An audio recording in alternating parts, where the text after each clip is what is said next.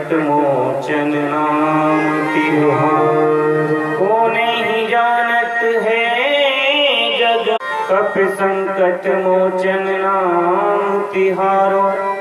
ओ नहीं जानत है जग में कप संकट मोचन नाम तिहारो।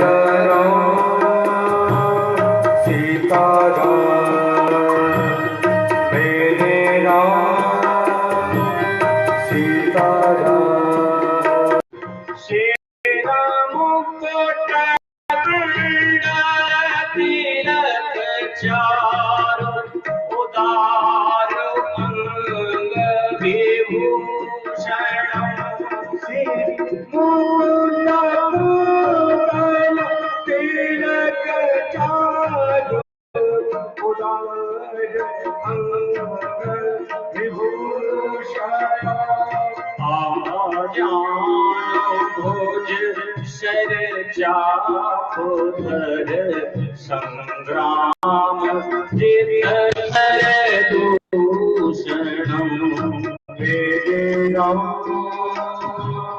सीता गजय सीता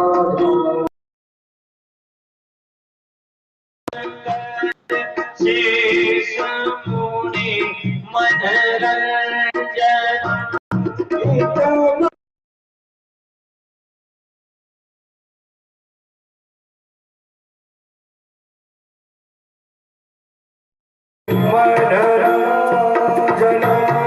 मम हृदय कंठ निवास गुरु कामाद फल भंजनम सीताराम जय जय राम राजा राम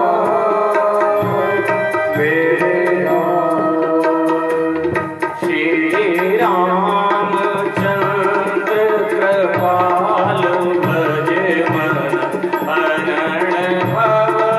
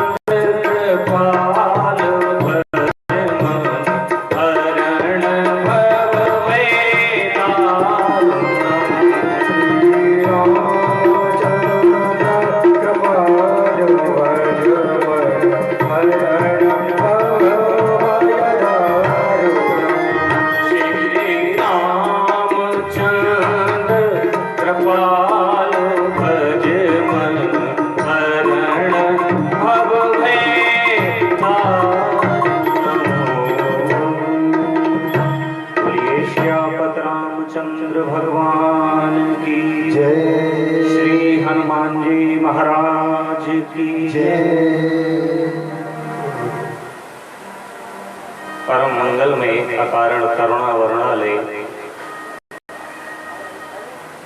प्रभु राघवेंद्र सरकार की वांग्मय प्रतिमूर्ति श्री रामचरितमानस परम आदरणीय श्री सद्गुरुदेव भगवान के चरणों में वंदन करते हुए परम आदरणीय विप्र समाज, परम आदरणीय संत समाज, दूर दराज से आए हुए सभी भक्तजनों का हार्दिक अभिनंदन करते हुए परम मंगलमय भगवान की सुंदर कथा को रस और अलंकारों से सजाने वाले सभी कलाकार बंधु, पांडाल में उपस्थित सभी लक्ष्मी रूप बेटी मैया पुत्र इत्यादि आप सभी के लिए हम व्यास देव की तरफ से जय श्री सीताराम। आइए कथा प्रारंभ करने से पूर्व मन को पवित्र करने के लिए 2 मिनट भगवान का नाम स्मरण करते हैं। तदुपरांत आज कथा में प्रवेश करेंगे। सभी भक्त मिलकर के प्रेम से ताली बजा करके भगवान नाम उच्चारण करेंगे।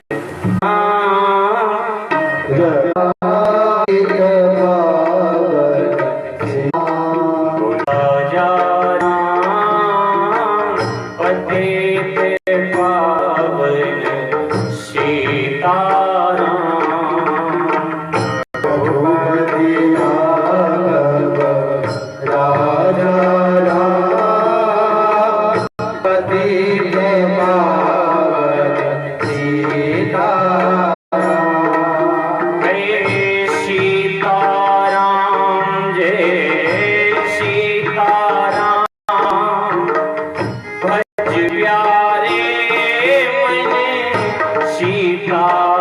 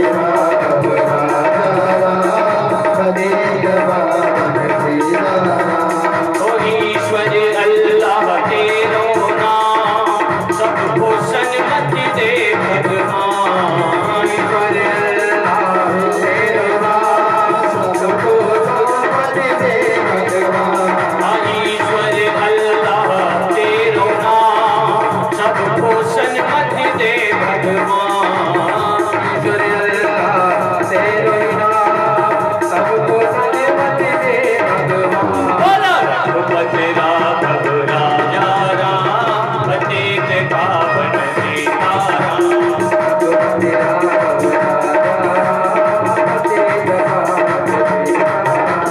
रघुपति राघव राजा राम पतित पावन सीताराम। रघुपति राघव राजा पतित पावन सीताराम। पतित पावन सीताराम। पतित पावन सीताराम। पतित पावन सीताराम। पतित पावन सीताराम। पतित पावन सीताराम। बोलिए राघवेंद्र सरकार की, श्री सीता मैया की, श्री हनुमान जी महाराज की।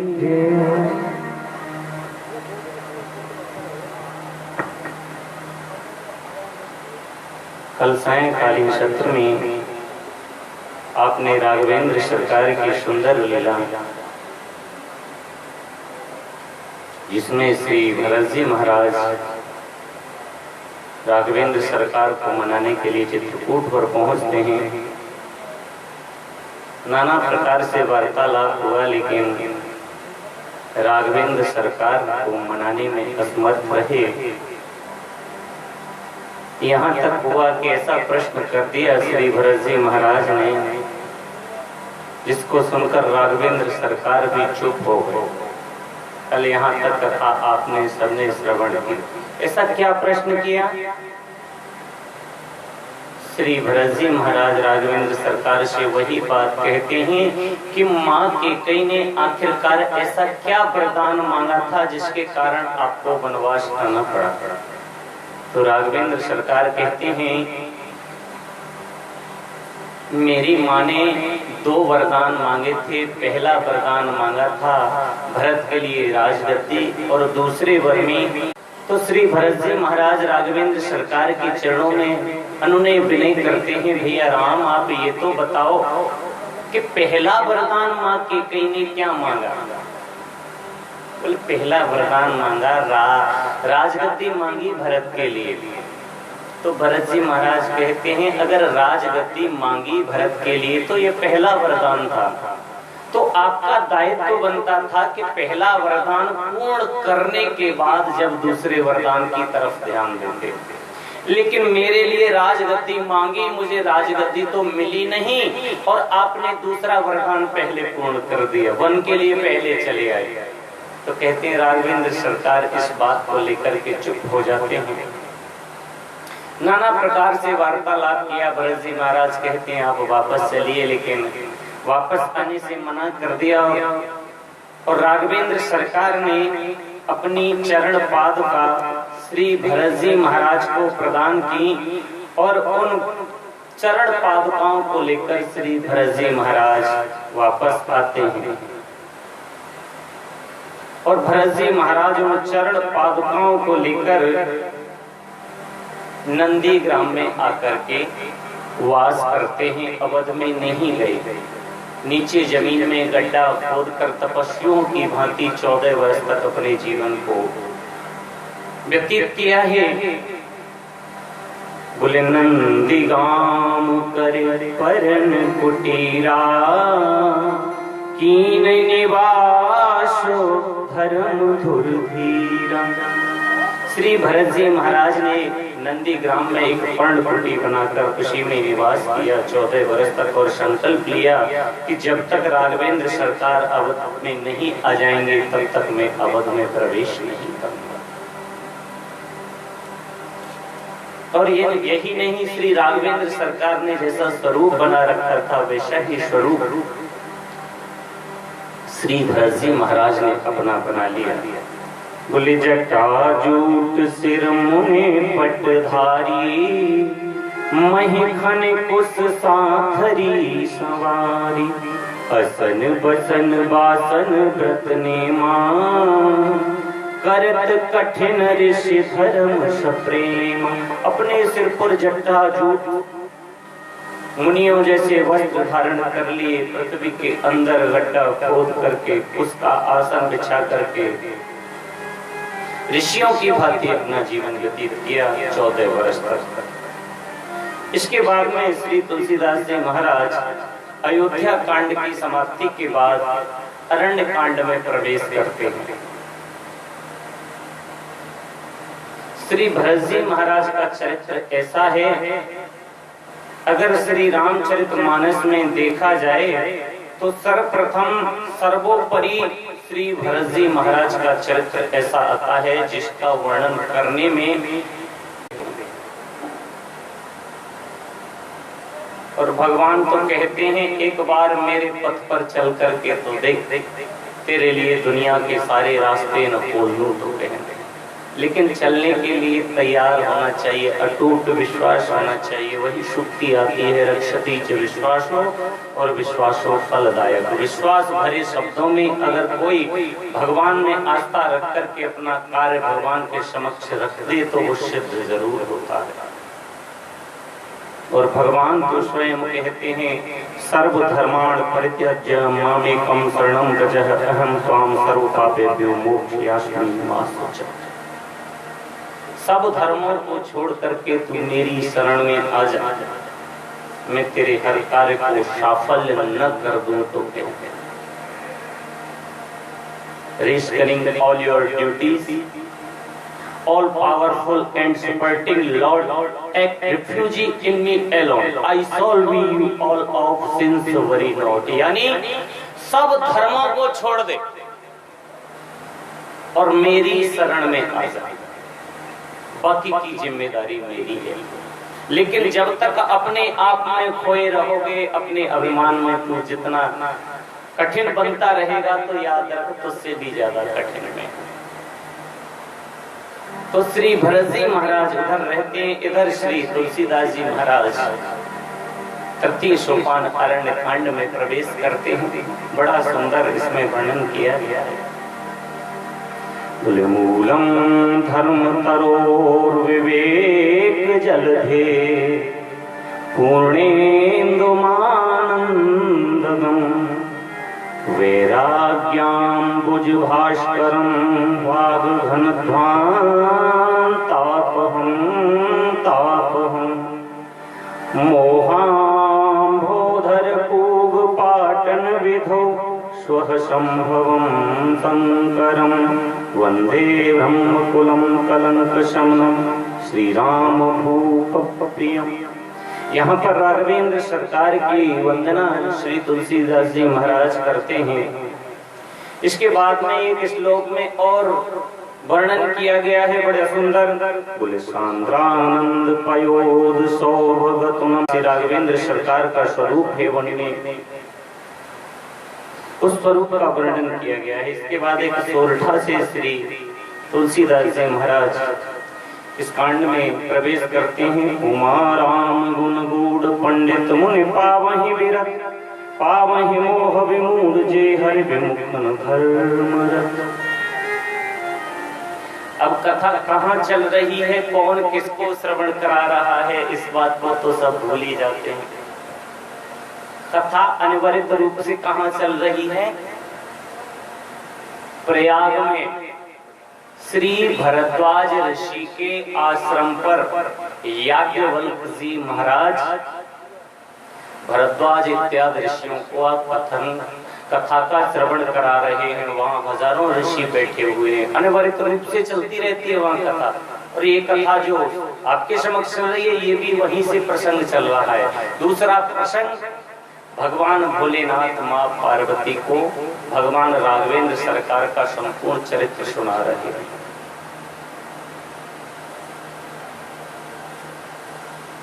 अब श्री राघवेंद्र सरकार के बारे में बताया गया। बोले एक बार चुने कुसुम सुहाए, एक बार चुने कुसुम सुहाए, निज कर भूषण राम बनाए, निज कर भूषण राम बनाए। सीता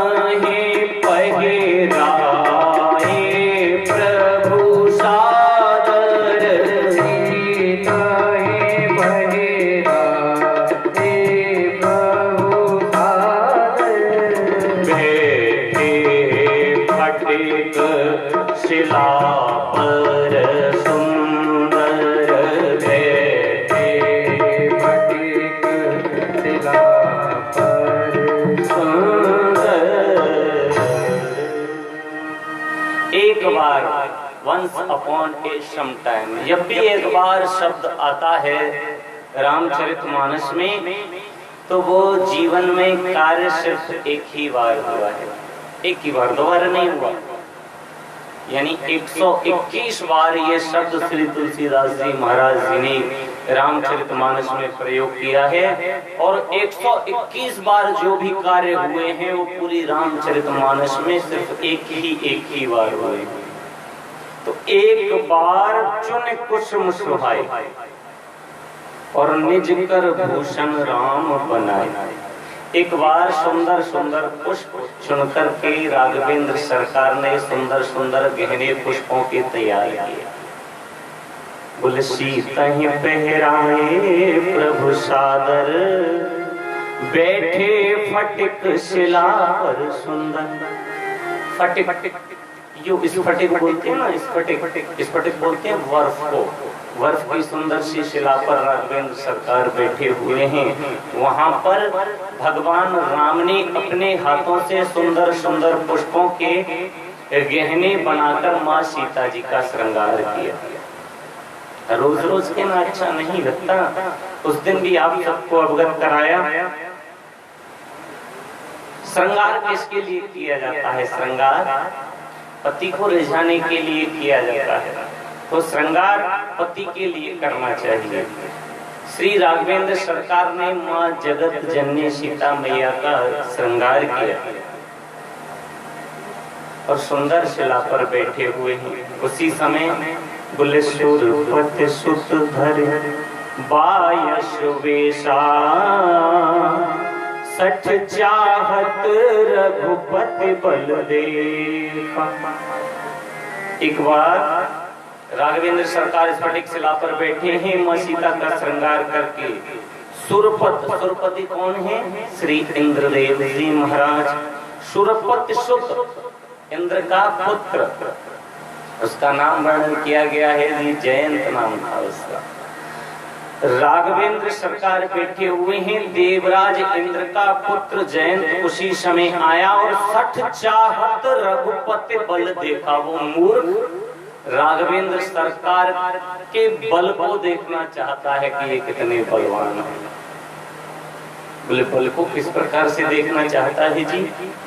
बोले सीता चरण चोंच हते भागा, मूढ़ मंद मते कारण कागा। वह मूढ़ मंद बुद्धि जानता नहीं, कोआ बना हुआ है, वेश बदल करके आया है और सीता माँ के चरणों में चोंच मार करके भागा। चला रुधिर रघुनायक जाना, शीक धनुष सायक संधाना। और जैसे ही चोंच मार करके चला, माँ सीता जी के चरणों से एक रक्त की धार बहने लगी। श्री रघुनाथ जी ने धनुष पर एक शीख और श्री तुलसीदास जी महाराज कह रहे हैं एक सरकंडे को उठाया और बाण का संधान कर दिया, पीछे लगा दिया। और जैसे ही पीछे लगाया, बोले प्रेरित मंत्र ब्रह्म सरधावा, चला भाज बायस भय पावा। अब वो जो सरकंडा है, भगवान राघवेंद्र सरकार ने मंत्र से अभिमंत्रित किया, तो वो सरकंडा अब कोए के पीछे पीछे चलने लगा। अब कोया भयभीत होकर के भागता हुआ चला जाता है। बोले धर निज रूप गयो पितु पाही, राम विमुख राजा राखा ते नाही। धर निज रूप गयो पितु माही, अपना असली रूप जयंत बना करके सबसे पहले कहाँ गया? बोले पिताजी के पास, इंद्र के पास गया, मेरी रक्षा करो, मुझे बचाओ। बोले राम विमुख राखा ते नाही, लेकिन जो भगवान राम के विमुख चलता है उसकी रक्षा तीनों लोगों में कोई करने वाला नहीं है। पिताजी ने मना कर दिया, अब नहीं नहीं नहीं, यहाँ से जाओ, हम इसमें कुछ नहीं कर सकते। बोले आगे बढ़ा, बोले शायद और कोई मदद करे, तो बोले ब्रह्म धाम शिवपुर सब लोका, फिर आश्रमित व्याकुल भय शोका। ब्रह्मलोक में गया, ब्रह्मा जी ने मना कर दिया। भगवान भोलेनाथ शिवलोक में गया, वहां भी मना कर दिया। व्याकुल है, भागता फिर रहा है। बोले काहू बैठन कहान कोही, राख को सकई राम कर द्रोही। किसी ने उसे बैठने तक के लिए नहीं कहा। भगवान राम का द्रोही हो, शत्रु हो, उसे कौन बिठा सकता है।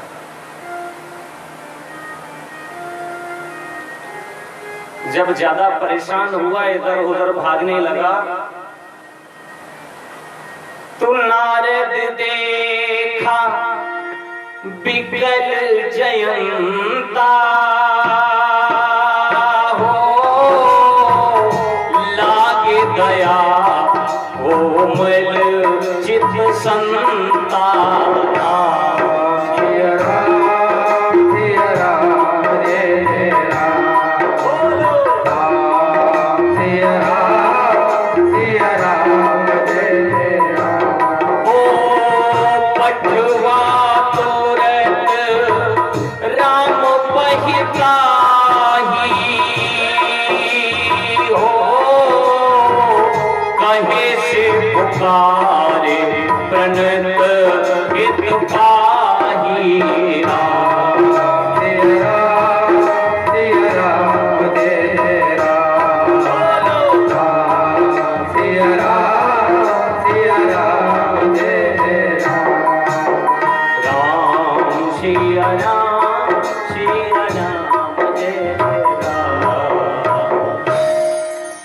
नारद जी ने देखा कि अब जयंत बहुत ज्यादा दुखी हो गया है, बहुत ज्यादा परेशान हो गया है, इसकी मदद कोई नहीं कर रहा। मैंने उस दिन आप सभी को अवगत कराया, निवेदन किया। नारद जी को लोग हास्य परिहास में ले लेते हैं कि नारद जी कोई हास्य पात्र है, हंसने का पात्र है। हास्य पात्र समझकर उनकी अवहेलना करने लगते हैं श्री नारद जी महाराज। और मैंने बार बार निवेदन करता हूँ कि नारद जी कोई मामूली नहीं है। श्री नारद जी महाराज भगवान का मन है। और जीवन में जिस किसी को भी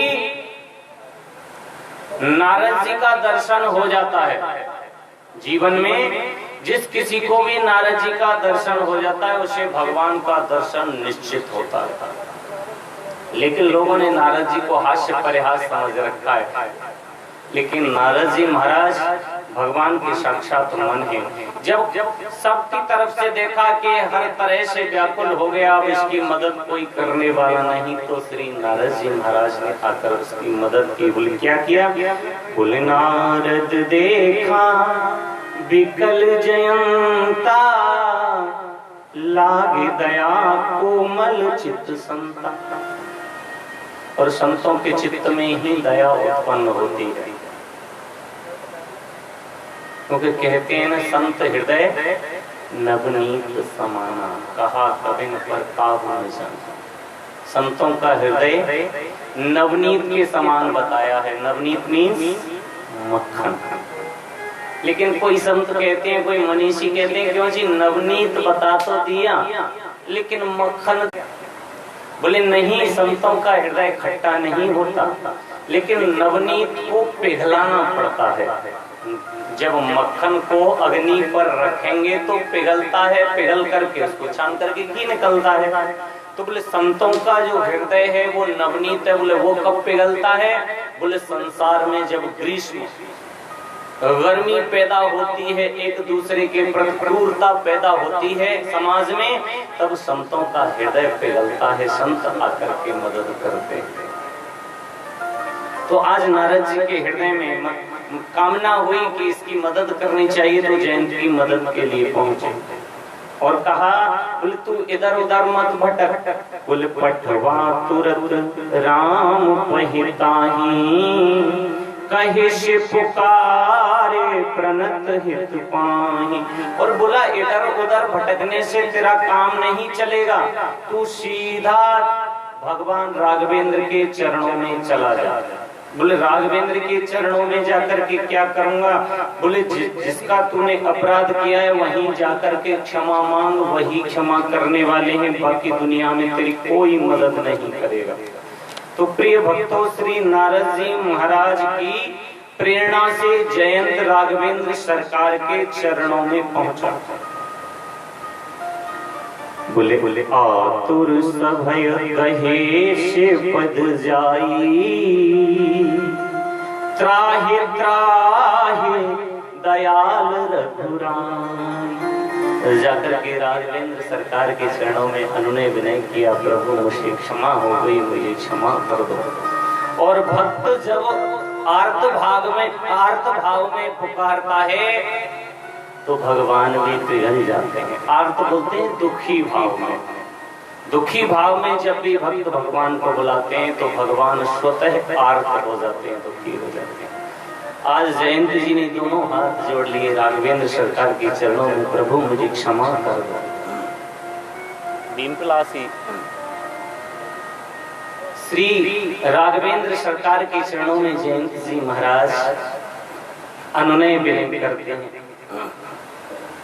आप सब भी अनुनय विनय सबको करना चाहिए राघवेंद्र की सरकार में। बोले अवध बिहारी जी दूर करो दुख मेरा। आज जयंत राघवेंद्र सरकार के चरणों में दोनों हाथ जोड़ करके विनय करता है। आप भी सब मिलकर राघवेंद्र सरकार के चरणों में विनय कीजिए। दूर करो दुख, दूर करो दुख, दूर करो दुख, दूर करो बिनती हमारी जी, दूर करो दुख मेरा। आके बिहारी जी दूर करो दुख मेरा। अजी अवध बिहारी जी दूर करो दुख मेरा। अवध बिहारी जी दूर करो दुख मेरा। दूर करो दुख, दूर करो दुख, दूर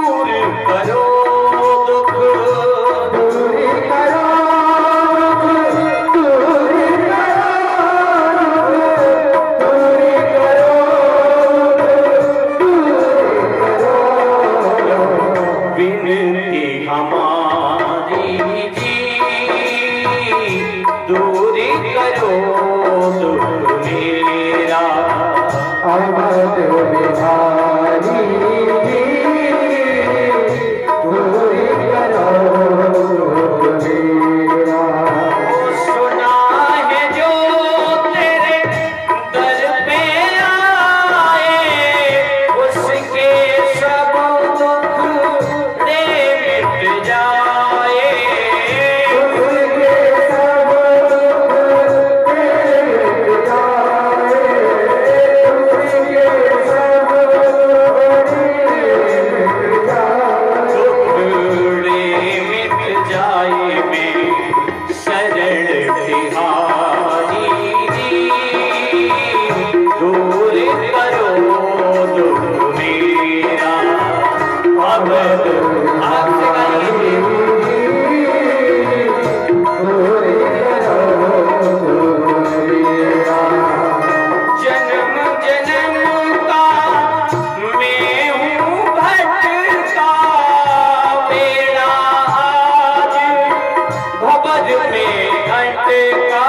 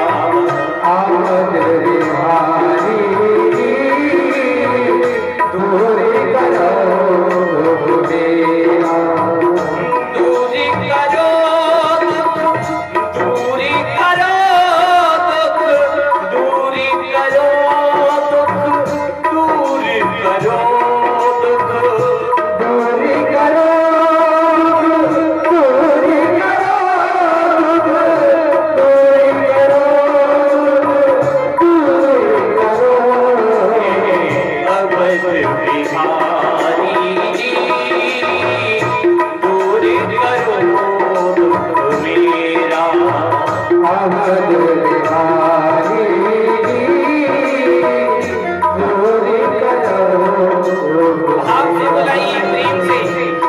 हरे राम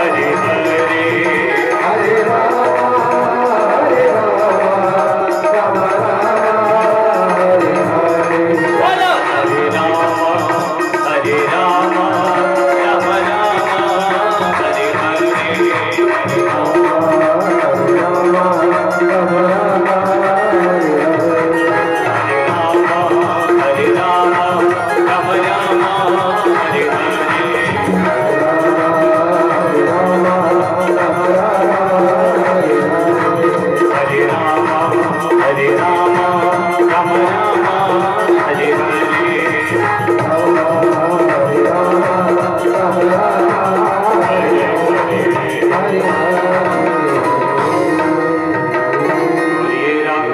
सरकार की जय। श्री हनुमान जी महाराज की जय। इस प्रकार से श्री जयंत जी महाराज ने राघवेंद्र सरकार के चरणों में अनुनय विनय किया, प्रभु मुझसे बड़ी भूल हो गई, आप क्षमा कीजिए। और भगवान तो करुणा सिंधु हैं, दया के सागर हैं। पुत्र का कार्य हुआ करता है बार बार गलतियां करना, लेकिन पिता का कार्य हुआ करता है उन गलतियों पर ध्यान न देते हुए पुत्र को क्षमा कर देना। वही राघवेंद्र सरकार के समक्ष आज जब जयंत ने शरणागति हो गई, और शरणागति सबसे बड़ी भक्ति बताई गई है। जब शरणागति भक्त हो जाता है तो भगवान दयनीय हो जाते हैं। बोले आतुर सभय कहे से पद जाई, त्राहि त्राहि दयाल रघुराम। भगवान राम के चरणों को पकड़ करके बार बार कहता है, प्रभु क्षमा, प्रभु क्षमा, प्रभु क्षमा कीजिए। अतुलित बल अतुलित प्रभुताई, मैं मति मंद जान नहीं पाई। है प्रभु आप तो अतुलित बल हैं, अतुलित बल के धाम है प्रभु। मुझसे बड़ी भूल हो गई, मैंने आपके बल को आजमाना चाहा, आप मुझे क्षमा कर दीजिए। मैं मति मंद में तो बहुत मूर्ख हूँ, मैं कैसे जान सकता हूँ आपके बल को। बोले निज कृत कर्म जनित फल पायूं, अब प्रभु पाहि शरण तक आयूं। मैंने अपने कर्मों का फल पा लिया, अर्थात आप अपने हाथों से रक्षा कर लेंगे हम अपनी। बोले अगर अपने हाथ भी कमजोर पड़ गए तो बोले हमारे घर वाले हैं ना, ये हम हमारी रक्षा करेंगे। फिर सगे संबंधी, फिर समाज, फिर दुनिया हमारी रक्षा करेगी। बोले नहीं, कोई किसी की रक्षा नहीं करता। इस भ्रम में कभी नहीं रहना चाहिए। श्री द्रौपदी जी को बहुत विश्वास था। जिस समय दुशासन ने चीर हरण किया, बहुत विश्वास था। पहले तो उन्होंने क्या किया, अपने हाथों से अपनी साड़ी को पकड़ा, बहुत विश्वास था। और जब पार नहीं पड़ी, जब अंतिम समय आया, चीर खींचने लगा तो किसको याद किया? बोले भगवान को याद किया, गोविंद को याद किया। और ऐसे याद नहीं किया, पूर्ण उन्हें भरोसा था कि मेरे पांच इतने बलशाली पति बैठे हुए हैं, महारथी। एक रथी होता है, एक अर्थरथी होता है, एक महारथी होता है। और महारथी पूरे महाभारत में 7 महारथी थे। महारथी का मतलब होता है एक तरफ एक महारथी खड़ा हो जाए और एक तरफ दुनिया सारे संसार की सारी सेना खड़ी हो जाए। ऐसे ऐसे 7 महारथी। बोले मेरा एक पति अर्जुन महारथी तो है ही, मेरी रक्षा कर लेगा, लेकिन वो भी नहीं कर सकता। तो श्री द्रौपदी जी ने फिर बिल्कुल आर्त भाव में भगवान को पुकारा। और भगवान को किस नाम से पुकारा? बोले हे द्वारिका वासिने, आप आकर के मेरी मदद करो। और भगवान आए, क्योंकि जब कोई नहीं आता तब मेरे राम आते हैं, और मेरे दुख के दिनों में वो बड़े काम आते हैं। जब कोई नहीं आता वो आता है। तो श्री द्रौपदी जी ने आर्त भाव से पुकारा, और जब भगवान आए तो आकर के चीर बढ़ा दिया। और चीर खींचते खींचते दुशासन थक गया, पता ही नहीं चला। बोले साड़ी है कि नारी है, कि नारी ही की साड़ी है, कि साड़ी बीच नारी है, कि नारी बीच साड़ी, पता ही नहीं चला। बोले जब सब कार्य निवृत्त हो गए, चीर भी बढ़ गया और दुशासन थक गया। और दुशासन थक गया, तब द्रौपदी जी ने भगवान से कहा, प्रभु आप आते तो हो, लेकिन बहुत समय लगाते हो। बोले मैं समय लगाता हूँ? मैं पल मात्र की किंचित देरी नहीं करता। बोले आपने देरी नहीं की? बोले मैंने तो बिल्कुल देर नहीं की। तो मैं तो भरोसा था अपने 5 पतियों का, इसलिए तुमने मुझे बुलाया ही नहीं। तुम्हें तो इनका भरोसा था, लेकिन जब इनका भरोसा टूट गया, तुम्हारा खुद का भरोसा टूट गया, तब आपने मुझे बुलाया। बोले बुलाया तो सही, बेशक अंतिम क्षणों में बुलाया तो सही, लेकिन आपने आने में देर क्यों कर दी? बोले मैंने बिल्कुल देर नहीं की, मैं था, क्योंकि हर व्यापक सर्वत्र समाना और प्रेम के प्रकट होए में जाना। मैं तो कण कण में मौजूद हूँ, सभा में मौजूद था। मैंने देखा द्रौपदी की साड़ी खिंच रही है, जाकर के बढ़ाऊं, लेकिन तुमने मुझे क्या कह के बुलाया? बोले हे द्वारिका वासिने, आकर मेरी मदद करो। तो मैं तो इस सभा में मौजूद था, लेकिन तुमने द्वारिका वासिने कहा, इसलिए यहाँ से पहले मुझे द्वारिका जाना पड़ा, फिर द्वारिका से लौट करके आया, इसलिए देर हो गई। अगर आप द्वारिका वासिने न कह करके यहीं यूं कहते हैं कि नहीं आकर मेरी मदद करो, तो मैं तो यहीं मौजूद था, तुरंत तैयार खड़ा। तो कहने का तात्पर्य अर्थ भाव से जब भी भगवान को अपने बल को भूल करके, समाज के बल को भूल करके जब भी बुलाते हैं, भगवान जरूर आते हैं। उसी बात को जयंत कह रहे हैं। बोले सुने कृपाल अति आरत वाणी, एक नयन कर तजा भवानी। अब राघवेंद्र सरकार जी क्या कर रहे हैं? क्षमा तो कर रहे हैं। सुने कृपाल अति आरत वाणी, आरत वही दुखी को क्षमा तो भगवान कर रहे हैं। बोले एक नयन कर तजा भवानी, भगवान बोले शंकर मां पार्वती से कह रहे हैं, लेकिन दंड देना जरूरी था, दंड देना जरूरी था। इसलिए जयंत, क्योंकि एक नियम होता है क्षत्रियों का, जब बाण संधान होकर के धनुष पर चढ़ जाता है तो वो खली नहीं उतरता। इसलिए उन्होंने कहा भाई ये बाण संधान करके मैंने छोड़ दिया, इसे मैं वापस तो ले नहीं सकता। राघवेंद्र सरकार ने कहा ये अपना कार्य करके ही वापस आएगा, लेकिन तुम आर्त होकर, दुखी होकर मेरे शरणागति हो गए हो, तो मैं इतना कर सकता हूँ, इस बाण से तुम्हारे प्राण हरण नहीं करूंगा, इस बाण का जो कार्य है वो तो करके रहेगा। तो कहते हैं जयंत की एक आंख में वो बाण जाकर के लग गया और एक आंख बंद कर गया, क्योंकि संधान किया हुआ बाण क्षत्रियों को वापस नहीं हुआ करता। तो प्रिय भक्तों, इस प्रकार से राघवेंद्र सरकार के बारे में बताया, जयंत की कुटलाई को दूर किया। बोले रघुपत चित्रकूट बसनाना, चरित किए श्रुत सुधा समाना। इस प्रकार श्री राघवेंद्र सरकार ने चित्रकूट पर बसकर के नाना प्रकार के चरित्र विधान किए गए। यहाँ पर इसके बाद श्री राघवेंद्र सरकार ने कहा लीला अब आगे बढ़नी चाहिए, तो चित्रकूट को छोड़ करके राघवेंद्र सरकार आगे बढ़े।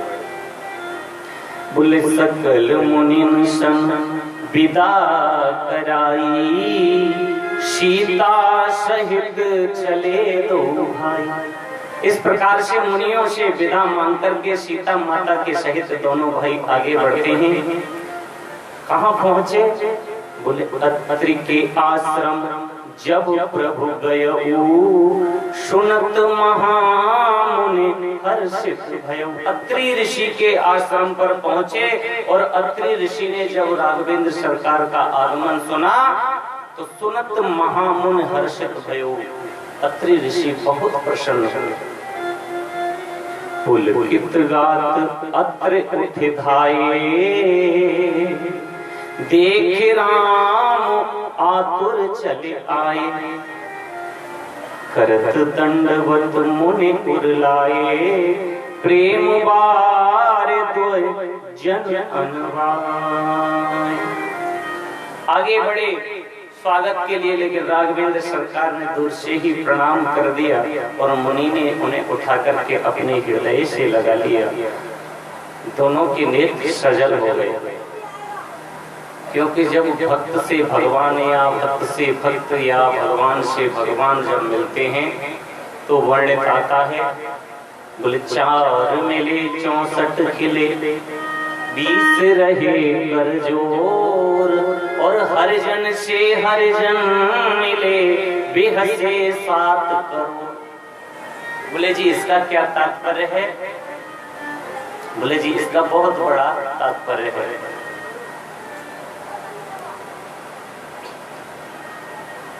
जब भक्त भक्त से मिलता है या भगवान भक्त से मिलता है तब उसके बारे में कहा गया है। 2 आंखें भक्त की 2 भगवान की, या दोनों भक्तों की 2 आंखें मिलती हैं, 4 मिलती हैं। 4 मिले 64 खिले। जब 2 नेत्र अपने 2 नेत्र भगवान के या भगवान के भक्त के मिलते हैं तो बोले 4 मिले 64 खिले। 64 बोले प्रसन्नता के कारण 32 दांत अपने और 32 सामने वाले के प्रफुल्लित हो जाते हैं। 4 मिले 64 खिले, 20 रहे कर जोर। ये 5 उंगली अपनी, 5 इस हाथ की और 5 इस हाथ की, 10 ये और 10 सामने वाले की, 20 रहे कर जोर। और हरिजन से हरिजन मिले। हरिजन भगवान के भक्त से भगवान मिले, या भगवान से भगवान मिले, या भगवान के भक्त से भगवान का भक्त मिले। हरिजन से हरिजन मिले, बेहसे 7 करोड़। बोले 7 करोड़ क्या है? बोले 3.5 करोड़ रोमावली छिद्र हुआ करते हैं शरीर के, जहाँ से ये पसीना निकलता है। 3.5 करोड़ अपने शरीर के और 3.5 करोड़ सामने वाले के। 7 करोड़ बेहसे 7 करोड़। 7 करोड़ रोमावलियां जो छिद्र हैं वो प्रफुल्लित हो जाते हैं। आज अत्रि ऋषि से मिले। बोले देख राम छवि नयन जुड़ाने, हो सादर निज आश्रम तब आने।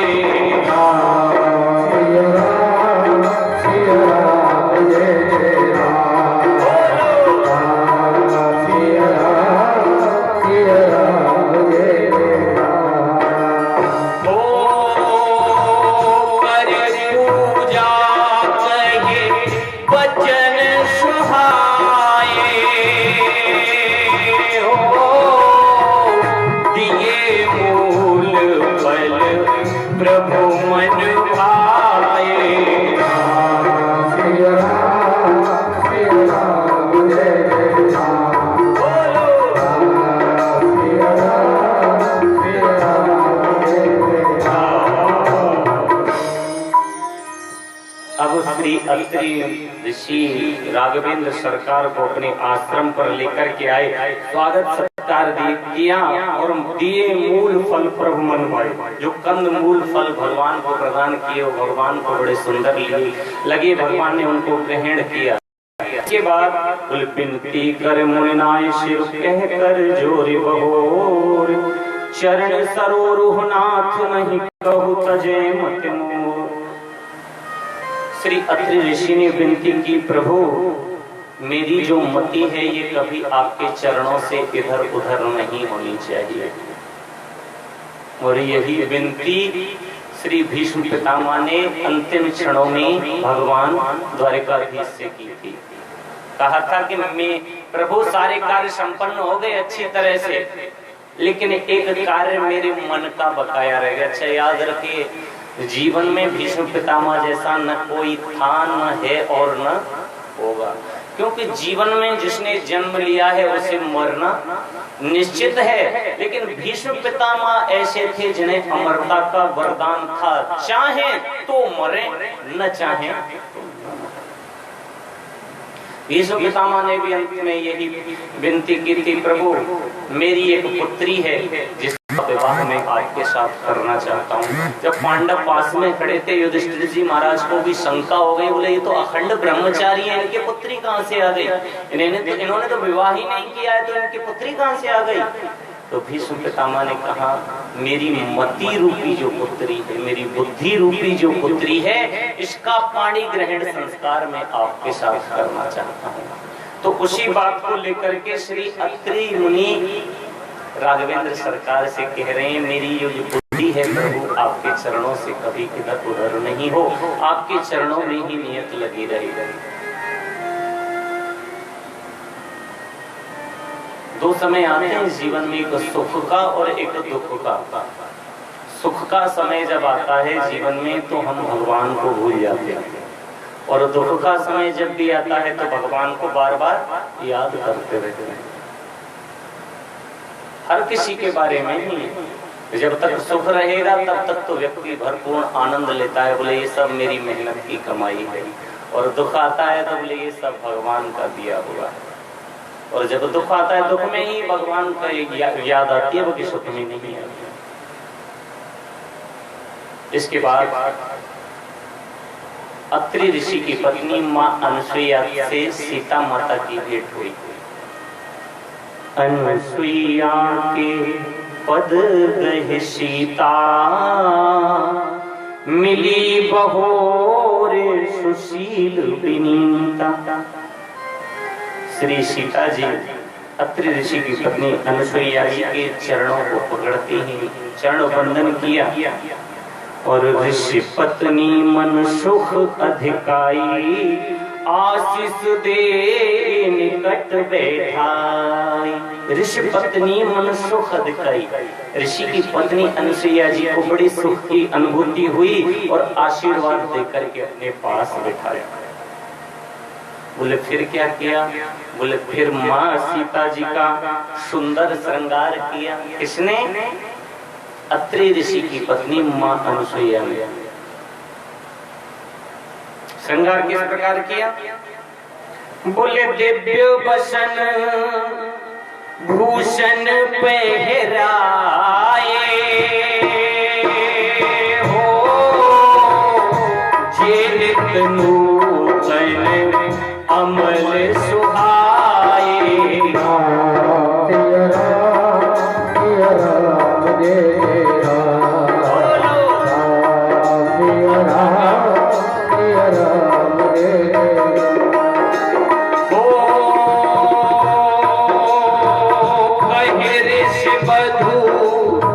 सरस मृदुबानी हो,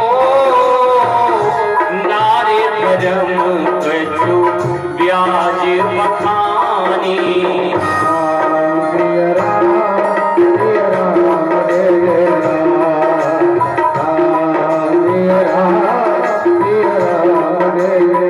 और माता श्रृंगार, कितना सुंदर श्रृंगार किया माँ जगदजननी सीता का। मैया श्रृंगार तेरा लाल है, ओ मैया श्रृंगार तेरा लाल है, ओ जग जननी श्रृंगार तेरा लाल है, ओ जग जननी श्रृंगार तेरा लाल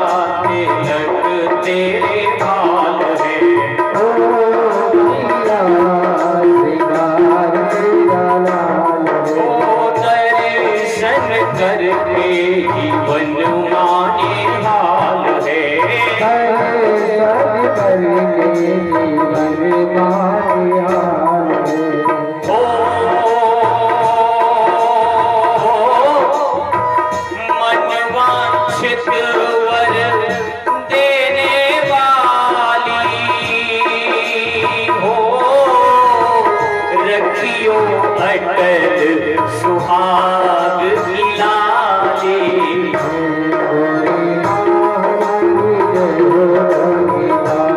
मैया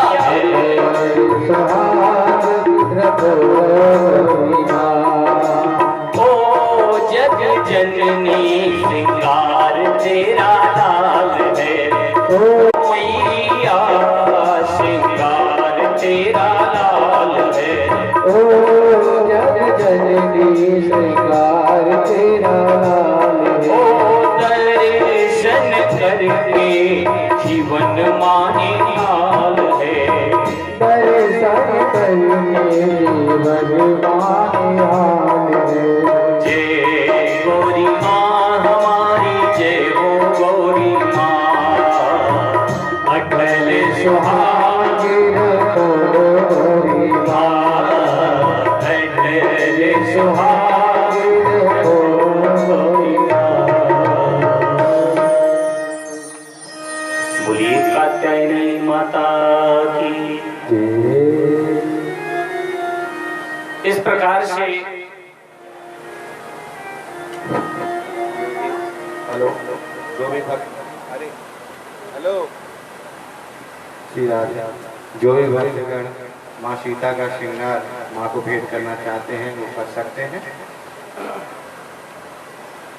इस प्रकार से अत्रि ऋषि की पत्नी माँ अनुसुईया ने सीता जी का सुंदर श्रृंगार किया और सुंदर श्रृंगार करके माँ सीता को पतिव्रत धर्म की शिक्षा दी।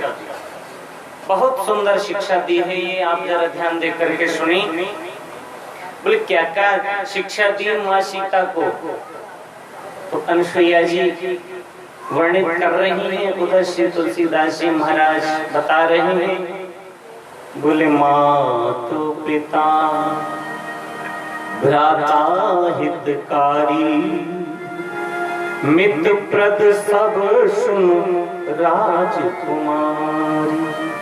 अमित दान भरता भय देही, अधम सुनार जो सेवन देही। संबोधन कर रही हैं अनुसुईया जी, हे राजकुमारी जरा ध्यान दे करके सुनो। माता पिता भाई सभी का हित करने वाले हैं। कौन? माता पिता भाई। परंतु ये सब अपनी सीमा तक ही सुख देने वाले हैं। परंतु हे जानकी, जो पति है वो मोक्ष रूप है, असीम सुख देने वाला है। वह स्त्री अधम बताई गई है जो पति की सेवा नहीं करती। अधम सो नारी जो सेवन, जो पति की सेवा नहीं करती वो अधम बताई गई है। इसके बाद बड़ी सुंदर शिक्षा दी है। बोले धीरज धर्म मित्र करुणारी, आपद काल परख अहि चारी। इन चारों की परीक्षा आपत्ति के समय होती है। बोले किसकी? बोले एक तो धीरज की, व्यक्ति के अंदर संतोष कितना है, इसकी परीक्षा कब होती है? तो बता रहे आपत्ति के समय धीरज की परीक्षा, संतोष की परीक्षा हुआ करती है। और बोले धर्म, धीरज धर्म की परीक्षा कब होती है? बोले धर्म की परीक्षा भी आपत्ति के समय हुआ करती है। बोले मित्र की भी परीक्षा आपत्ति के समय हुआ करती है। और नारी और पत्नी की भी परीक्षा आपत्ति के समय ही पता चलती है। गृहस्थ चलाने के बड़े तरीके हुआ करते हैं, बड़े सुंदर तरीके से वर्णन किया है। बोले गृहस्थ अगर आपको अपना अच्छी तरीके से चलाना है तो शिक्षा लेनी चाहिए। पति पत्नी दोनों एक गाड़ी के पहलू हुआ करते हैं, दो पहलू होते हैं एक गाड़ी के, और दोनों अगर बराबर समान चलेंगे तो गाड़ी पटरी पर अच्छे से चलती चली जाएगी। और एक इधर उधर डगमग हुआ तो गाड़ी नहीं चल पाती। एक कवि हुए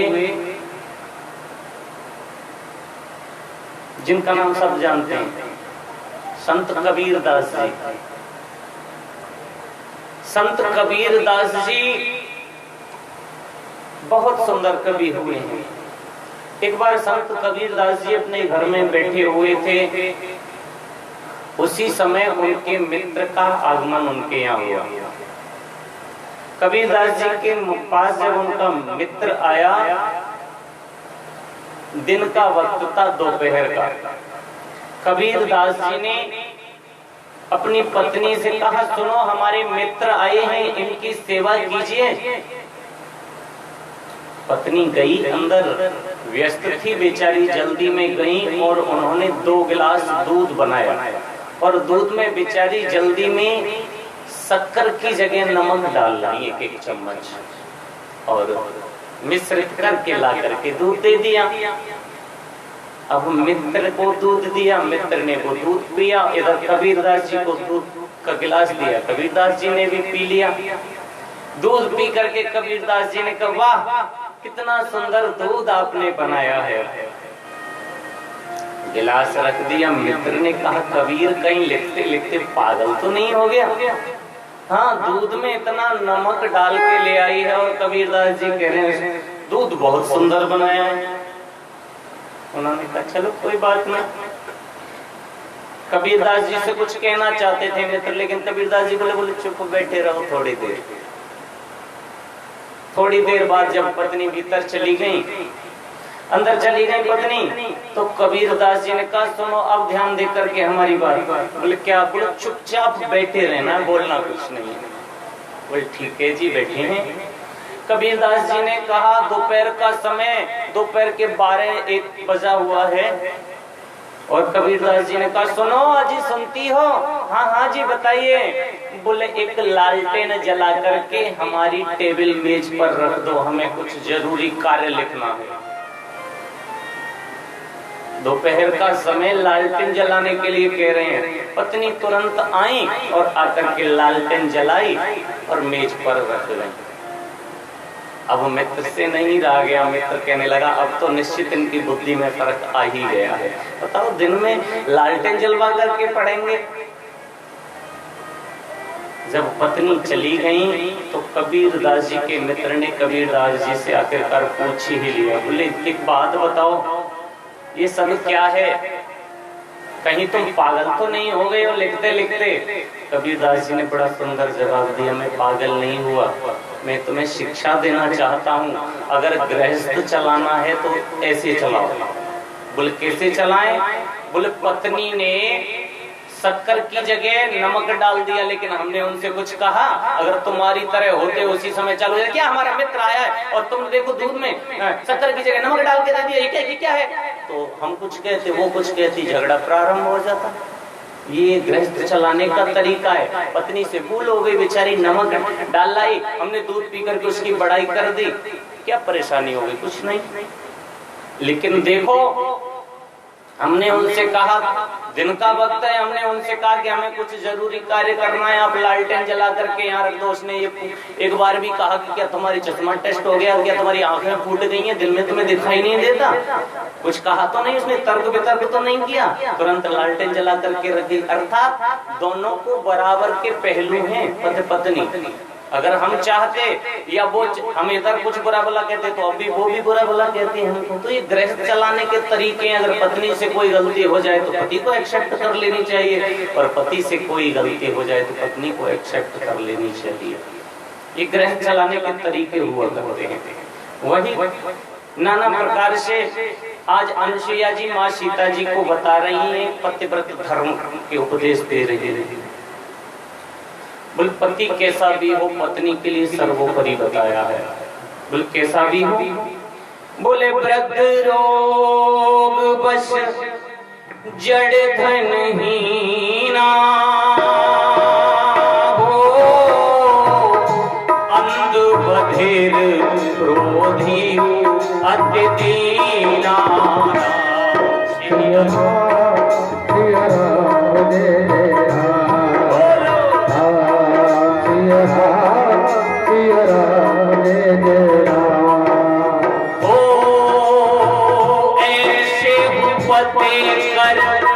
किए अपमाना हो नारे पाम यमपुर दुख नाना। सिया राम जय जय राम। बोलो सिया राम जय जय राम। हो एक ही धर्म एक व्रत नेमा हो आए वचन मन पति पद प्रेमा। सिया राम जय जय राम। सिया राम जय जय राम। पतिव्रत धर्म का उपदेश दिया और एक बार पतिव्रत धर्म का उपदेश भगवान ने भी गोपियों को दिया था। कहा था गोपियों आप अर्धरात्रि के समय यहाँ क्यों आ गई हो घोर बियाबान जंगल में। और भगवान ने निमंत्रण देकर के बुलाया है, मुरली बजा करके निमंत्रण देकर के बुलाया है। और जब गोपियां आ गई तो भगवान ने क्या पूछा, गोपियों अर्धरात्रि के समय क्यों आई हो।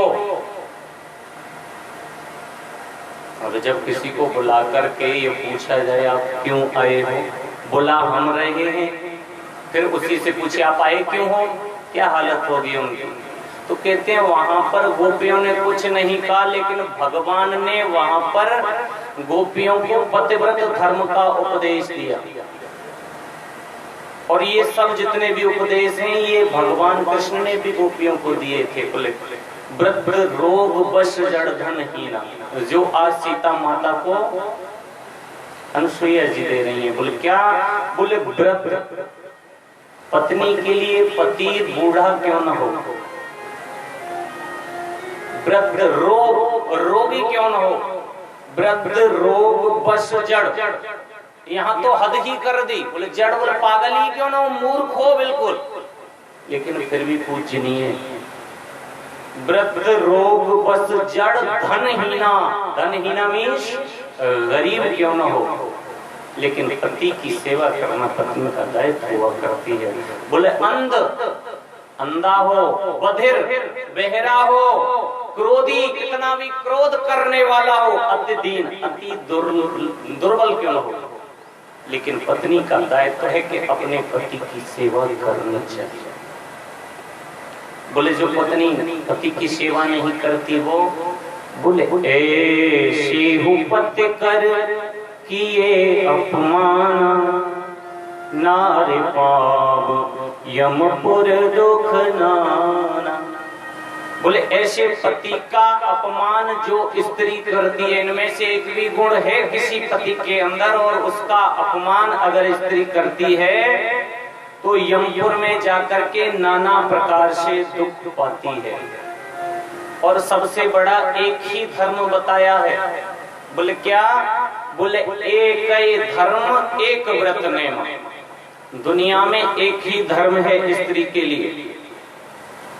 बोले काय वचन मन पत्य पद प्रेमा, एक व्रत और एक ही नियम है कि शरीर से, वचन से और मन से, तीन प्रकार से भक्ति की जाती है। शरीर से सेवा करके, वचन से मधुर वाणी बोल करके और मन को एकाग्रचित्त करके, तीनों प्रकार से काय वचन मन पति पद प्रेमा, केवल पति की पूजा करनी चाहिए। इसके अलावा दुनिया में कोई जरूरी नहीं है कि आप शुक्रवार के दिन वैभव लक्ष्मी का व्रत करो, या सोमवार को माता जी का व्रत करो, या मंगलवार को हनुमान जी की पूजा करो, बुधवार को गणेश की करो, गुरुवार को विष्णु भगवान की। बोले किसी की पूजा करने की आवश्यकता नहीं है। बोले किसकी पूजा करनी है, बोले पति की पूजा करो। और मैंने तो जीवन में देखा है पति को एक गिलास पानी मांगता रहे, बोले एक गिलास पानी दो, बाहर से आए हैं प्यासे, बोले तुमको हर समय ढुकास लगी रहती है, अपने आप लेकर के पी लो, पहले मेरे को महादेव बाबा को नवाने जाना है। अरे महादेव बाबा के ऊपर जल डालना जरूरी है कि वो बेचारा प्यासा तड़प रहा है, उसके लिए एक लोटा जरूरी है। महादेव बाबा कभी प्रसन्न नहीं होने वाले, चाहे एक गिलास डालो, एक लोटा डालो, 2 बाल्टी डाल दो, समर का पाइप लगा दो उनके ऊपर, वो नहीं प्रसन्न होंगे। वो प्रसन्न जब होंगे जब तुम्हारा पति प्रसन्न होगा। और पति की ही नहीं, अपने से बड़ों की सेवा करनी चाहिए, सास ससुर की सेवा करनी चाहिए हर स्त्री को। जो सास ससुर की सेवा नहीं करती स्त्री, उसके आने वाली औलाद जब होती है और उसका जब विवाह होता है तो उसका परिणाम देखने के लिए मिलता है अदले के बदले। वो भी नहीं करते फिर सेवा, क्योंकि अगर हमने सेवा की है तो ही सेवा का भाव आगे रखें, अगर हमने सेवा नहीं की तो कैसे हो सकता है। एक घर में एक बुजुर्ग रहते थे, क्योंकि कहते हैं दृष्टांतों से ही सिद्धांत समझ में आया करते हैं जीवन में। एक घर में एक बुजुर्ग रहते थे, उनका एक पुत्र था, पत्नी गुजर गई, पत्नी की मृत्यु हो गई। अब बुढ़ापे का समय जब आया तो पुत्र का विवाह कर लिया, पुत्र का विवाह कर लिया तो एक पोता हो गया। अब घर में 4 सदस्य हैं, वो वृद्ध हैं, उनका एक पुत्र, उनकी पुत्र वधू और एक पोता। अब जब पुत्र का विवाह किया तो जब पत्नी जब आई पुत्र की पुत्र वधू, वो थोड़ा कर्कश थी, कर्कश नहीं करने वाली। अब जब भी पिताजी को किसी चीज की आवश्यकता हुआ करे, वो कहा करें तो पत्नी कटु वचन कहा करे, बोले दिन भर यहाँ आते रहते हैं, कभी ये दो कभी वो दो। बुजुर्ग थे बेचारे, उनका पुत्र जब शाम को ऑफिस से आता था तो कहता था पिताजी सब ठीक से तो चल रहा है। बोले क्या बताएं, कुछ ठीक से नहीं चल रहा, हमसे चला फिरा भी कम जाता है, अंदर जाते हैं किसी कार्य के लिए तो आपकी पत्नी भी अच्छे से हमें जवाब नहीं देती। तो उन्होंने मन में एक युक्ति विचारी, उनके पुत्र ने कहा ऐसा करो मैं तुम्हें एक घंटी ला करके दे देता हूँ और उस घंटी को अपने पास रखा करो, और मैं कह दूंगा आपकी पुत्र वधू से जब भी आप घंटी बजाओगे वो तुरंत आपके पास आ जाया करेगी, जब भी आपको किसी चीज की आवश्यकता हो घंटी बजाओ यहीं आ जाया करेगी देने के लिए। ठीक है, घंटी ला करके दे दी। अब जब भी पिताजी को भूख लगे तो घंटी बजा दी, और क्या बोले भोजन चाहिए, भोजन आ जाया करे, प्यास लगे तो घंटी बजे, किसी भी कार्य की आवश्यकता हो घंटी बजाए। अब जो छोटा बच्चा था पोता बड़े ध्यान से देखता था, बोले बाबा जब भी घंटी बजाते हैं माता जी हमारी तुरंत आ जाती है। मन में बहुत चतुराई, क्योंकि नई जनरेशन बहुत तेज है, मन में विचार किया बाबा घंटी बजाते रहते हैं, माता जी आती रहती हैं, माँ को परेशान करते हैं, ये क्या करना चाहिए। तो एक दिन बच्चे ने घंटी को छुपा दिया। अब जब घंटी को छुपा दिया तो पूरे दिन घंटी नहीं बजी, तो माता जी ने भी सोच लिया आज शायद पिताजी को किसी चीज की जरूरत नहीं है इसलिए घंटी नहीं बजी, वो भी कार्य में व्यस्त रही। शाम के समय जब पुत्र आया, पुत्र ने आकर के पिताजी से पूछा पिताजी सब ठीक ठाक से है, भोजन पानी सब समय से मिल रहा है। बोले क्या बताएं, आपने जो घंटी ला करके दी वो घंटी ही नहीं मिल रही है, इसलिए आज घंटी नहीं मिली। तो उसने जाकर के पूछा, बोले आज आपने पिताजी को भोजन नहीं दिया। बोले घंटी बजाई नहीं तो भोजन कहाँ से दें, हमने तो सोचा किसी चीज की आवश्यकता ही नहीं है। पुत्र ने कहा घंटी कहाँ चली गई। बोले घंटी को खोजा जाए, और घंटी को खोजने लगे, घंटी यहाँ मिले वहाँ मिले, लेकिन पूरा अगर खोजा घंटी कहीं नहीं मिली। वो घंटी नहीं मिली तो मन में विचार आया कहीं ऐसा तो नहीं ये बच्चा है छोटा इसने घंटी ले ली, वो खेलने के लिए पूछा। बोले आपने घंटी तो नहीं देखी बाबा की। बच्चा मुस्कुरा गया, कहने लगा देखिए, बोले तो हम परेशान हैं और तुमने घंटी देखिए छुपा के रख दी है। बोले हाँ हमने छुपा के रख दी है। बोले क्यों छुपा के रख दी? बोले बाबा जोर जोर से घंटी बजाते रहते हैं। बोले हाँ घंटी बजाते रहते हैं, तो फिर आपको इससे क्या परेशानी है? बोले पिताजी दादा घंटी बजाते हैं तो मम्मी तुरंत कुछ न कुछ भोजन लेके आ जाती है, और बाबा इसको इतनी जोर जोर से बजाते हैं घंटी फूट नहीं जाएगी, मैंने छुपा के रख दिया आपके लिए, मुझे नई घंटी लेके आनी पड़ेगी। तो बच्चों पर प्रभाव पड़ता है इस चीज का भी। कितना चतुर है, कह रहा है कि मुझे आपके लिए नई घंटी लेके आनी पड़ेगी अगर घंटी फूट गई।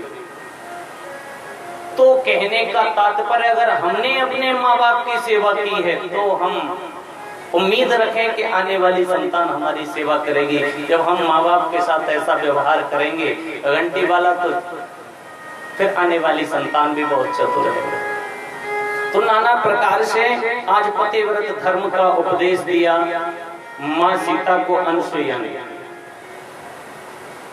और कहा अंत में, बोले जो स्त्री अपने पति की सेवा नहीं करती, बोले पति प्रतिकूल जन्म जह जाई, विधवा हो ये पाए तरुणाई। नाना प्रकार से वर्णन किया कि पति की सेवा करनी चाहिए।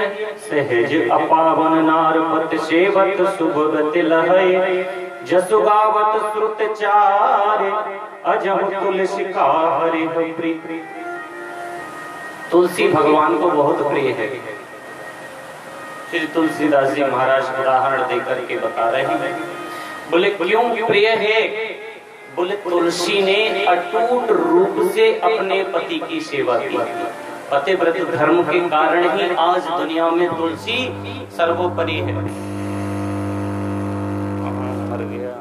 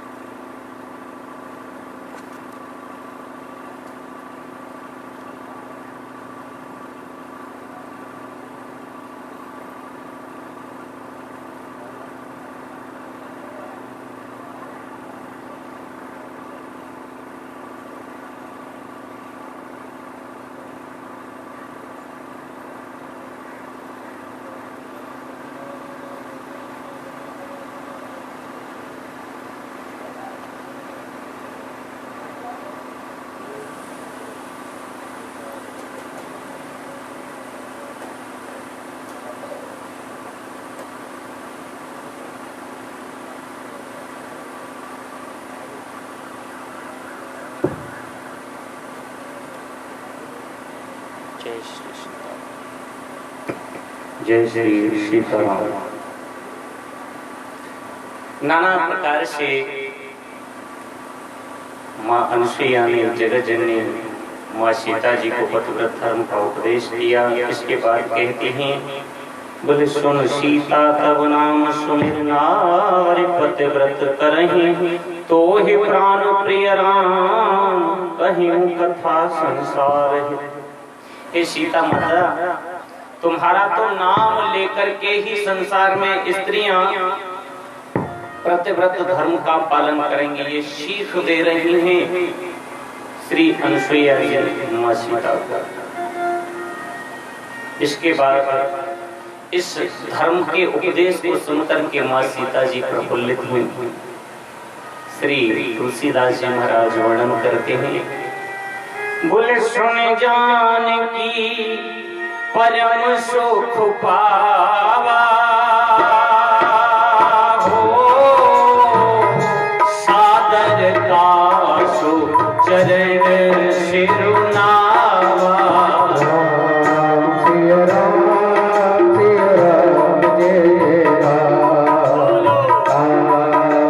राम सिया राम जय राम। हो तब मुनि सने कहे कृपा निधाना हो आयस होए जाऊं वन आना। सिया राम जय राम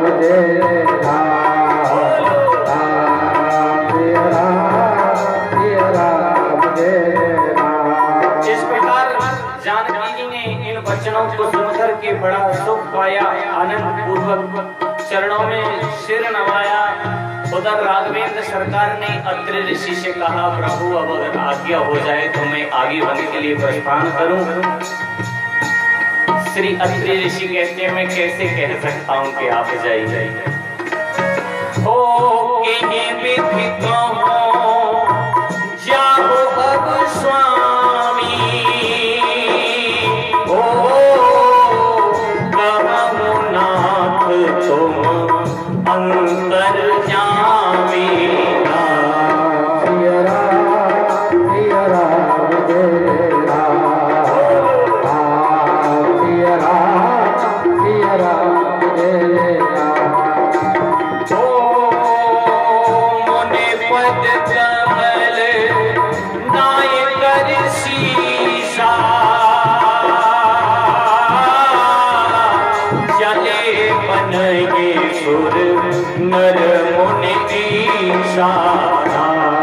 सिया राम जय राम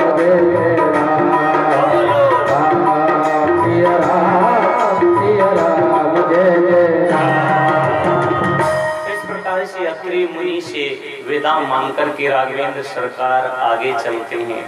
और जब आगे चले तो श्री तुलसीदास जी महाराज ने वर्णन किया है। आगे राघवेंद्र सरकार चलते हैं, पीछे श्री लक्ष्मण जी महाराज चलते हैं और बीच में माँ जगत जननी सीता जी चलती हैं। उनकी उपमा कितनी सुंदर है। बोले उभय बीच सिय सोहई कैसी। और सी शब्द से नहीं, सी शब्द से उच्चारण नहीं किया है, बोले उभय बीच श्री। श्री मीन्स माँ लक्ष्मी के लिए में बार बार वही वर्णन करके आता है। कोई कहीं किसी प्रकार से उच्चारण करता है, कोई कहीं उच्चारण करता है, लेकिन उच्चारण शुद्ध तो वाकई में श्री सुखदेव जी महाराज ने किया है। बोले क्या? बोले जयति तेधिकं जन्मना व्रजः श्रयत इंदिरा शाश्वत गृहे दयेते दशतां देचुतावका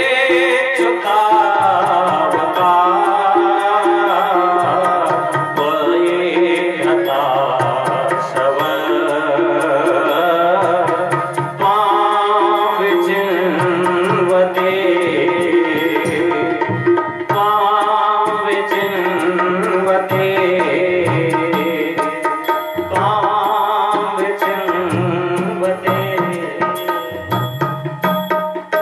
वाकई में तो रमा कह करके बुलाया गया, कहीं रमा कह करके, कहीं श्री कह करके, कहीं शिव कह करके माँ लक्ष्मी जी का जगह जगह पर भिन्न भिन्न प्रकार से नाम उच्चारण किया गया है। लेकिन श्री तुलसीदास जी महाराज यहाँ पर उच्चारण करने वाले उभय बीच श्री सोहई कैसे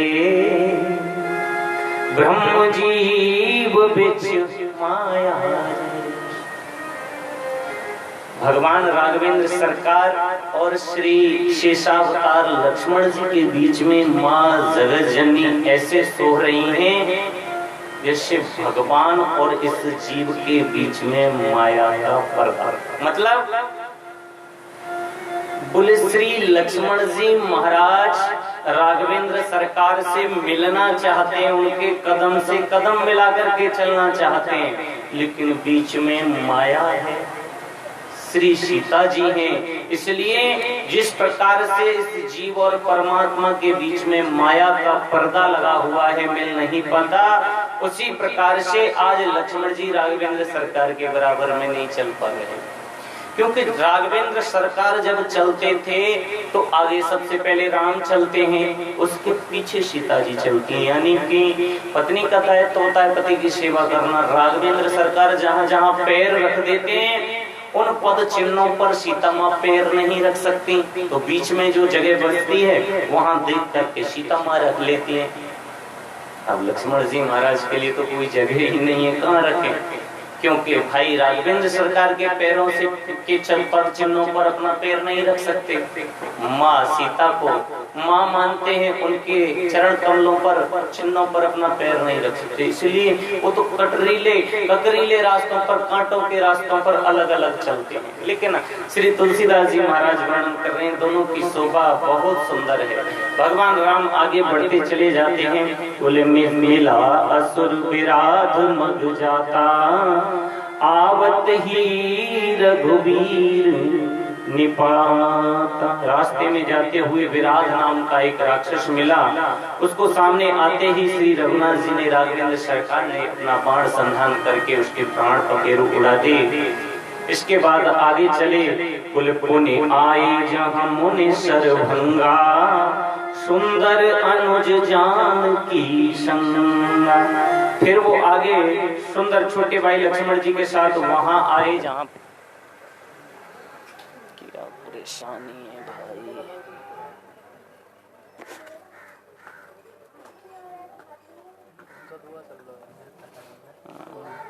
साधारण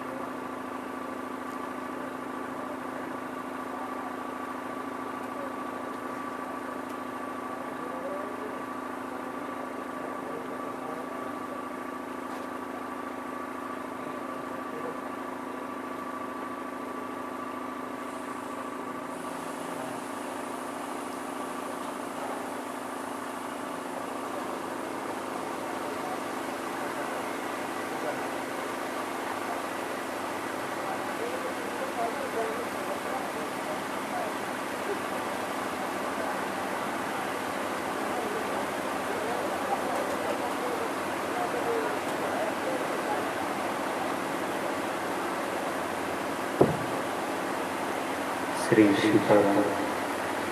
विराट नाम के राक्षस का वध करके भगवान आगे चले, सर्वंग जी से मिलन हुआ और कहते हैं सर्वंग जी ने रघुनाथ जी की बड़ी सुंदर प्रार्थना की, कहा नाथ सकल साधन में हीना, कीनी कृपा जान जन दीना।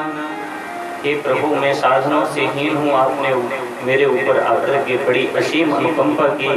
इस प्रकार कह करके बोले बस कही जोग अगिन तनु जारा, राम कृपा बैकुंठ सिधारा। इस प्रकार कह करके सर्वंग ऋषि अपने शरीर को छोड़ देते हैं।